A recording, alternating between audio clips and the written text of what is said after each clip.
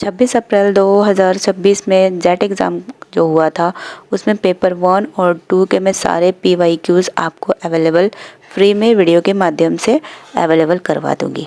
इस वीडियो में मैं 15 क्वेश्चन आपको पेपर 1 के जो जेट एग्ज़ाम में पूछे गए थे सॉल्व करने वाली हूँ और मैं पेपर 1 और पेपर 2 फ़िलासफ़ी ये दोनों का सीरीज़ बना दूँगी 15 क्वेश्चन्स के, और सारे सीरीज़ में मैं सारे क्वेश्चन को कवर कर दूँगी। तो जो इस सीरीज़ का हमारा जो सबसे पहला क्वेश्चन है वो है the data show above is best classified as. पहला जो ऑप्शन है वो है क्वालिटेटिव नॉमिनल मतलब गुणात्मक नाममात्र, quantitative discrete time series data, तीसरा है कंटिन्यूअस क्वालिटेटिव और फोर्थ है वो ऑर्डिनल डाटा। तो right answer is B, quantitative discrete time secret data.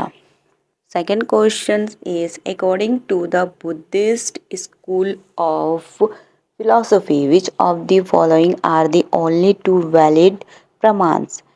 इसका राइट आंसर है बी, प्रत्यक्ष एंड अनुमान।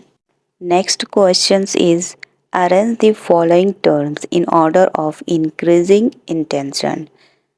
इसका जो ऑप्शन है A B C D, the correct answer is ए।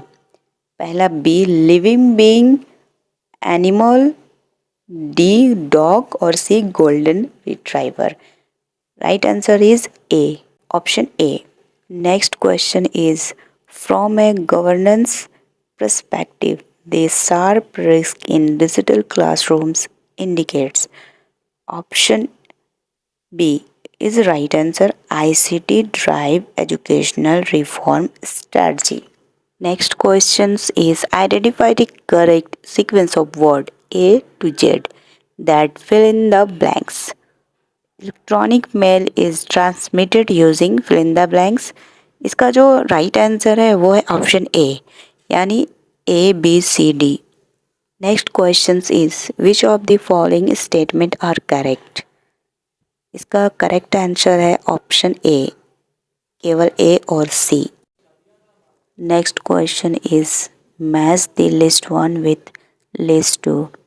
स्वयं NPTEL national digital library of India digital India program. इसका जो राइट आंसर है वो है option A, Swayam national MOOC platform for multidisciplinary course, NPTEL engineering focused online lectures, national digital library of India, centralized digital academic responsibility and D का digital program digital infrastructure for governance service.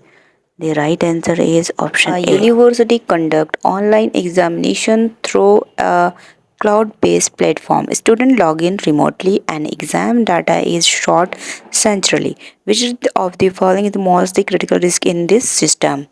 इसका जो right answer है वो है C, data breach and unauthorized access. An educational institute integrates biometric attendance, cloud-based LMS, and encrypted online fee payment system. Which of the following best describe the overall impact of this integration? The right answer is option B, increased administrative transparency and data security.